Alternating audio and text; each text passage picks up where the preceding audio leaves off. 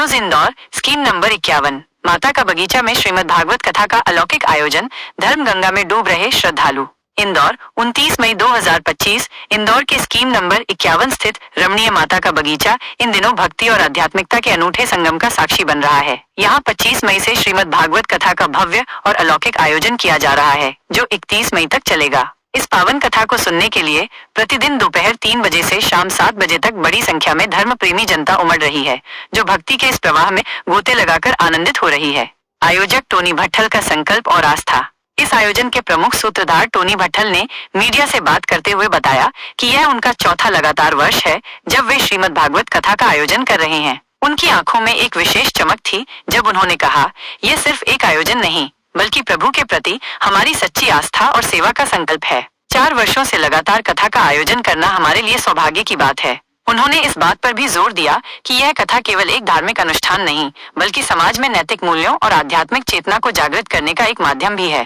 प्रिया किशोरी जी की अमृतमयी वाणी। कथावाचक प्रिया किशोरी जी की अमृतमयी वाणी श्रद्धालुओं को मंत्रमुग्ध कर रही है। उनके मधुर कंठ से जब भगवान कृष्ण की लीलाओं, भक्ति के महत्व और धर्म के गूढ़ रहस्यों का वर्णन होता है तो पूरा पंडाल भक्तिमय वातावरण में डूब जाता है। भट्टल जी ने बताया, प्रिया किशोरी जी की कथा कहने की शैली इतनी मनमोहक है कि श्रद्धालु घंटों तक बिना पलक झपकाए कथा का श्रवण करते हैं। उनकी व्याख्याएं सरल, सहज और हृदय स्पर्शी होती हैं, जो हर वर्ग के व्यक्ति को अपनी ओर आकर्षित करती हैं। उदाहरण के तौर पर जब वे गजेंद्र मोक्ष या ध्रुव चरित्र का वर्णन करती हैं, तो श्रोताओं की आंखों में भावुकता के आंसू छलक उठते हैं, जो उनकी कथा की प्रभावशीलता को दर्शाता है।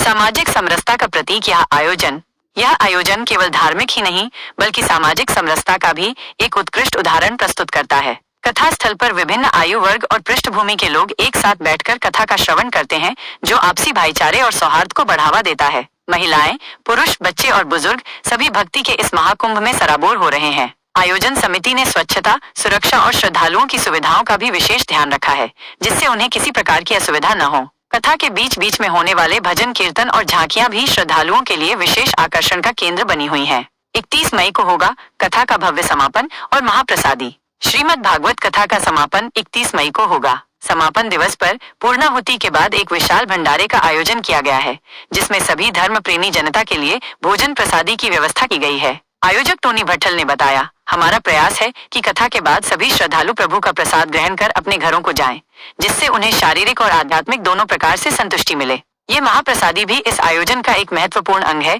जो अतिथि देवो भव की भारतीय संस्कृति को चरितार्थ करता है। यह आयोजन इंदौर के आध्यात्मिक और सांस्कृतिक जीवन में एक महत्वपूर्ण स्थान रखता है, जो लोगों को धर्म, भक्ति और नैतिक मूल्यों से जोड़कर उन्हें एक सकारात्मक दिशा प्रदान कर रहा है। इंदौर से योगेश दुबे की रिपोर्ट। नंबर 51 के दुर्गा माता मंदिर में दिनांक 25 से 31 तारीख को श्रीमद् भागवत कथा का आयोजन किया जा रहा है, जिसमें आप सभी धर्म जनता से मेरा निवेदन है कि भागवत कथा में आए और भागवत कथा का लाभ लें।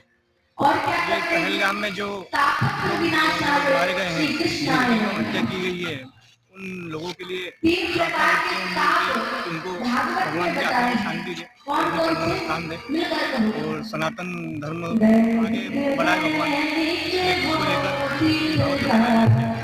आपका नाम है?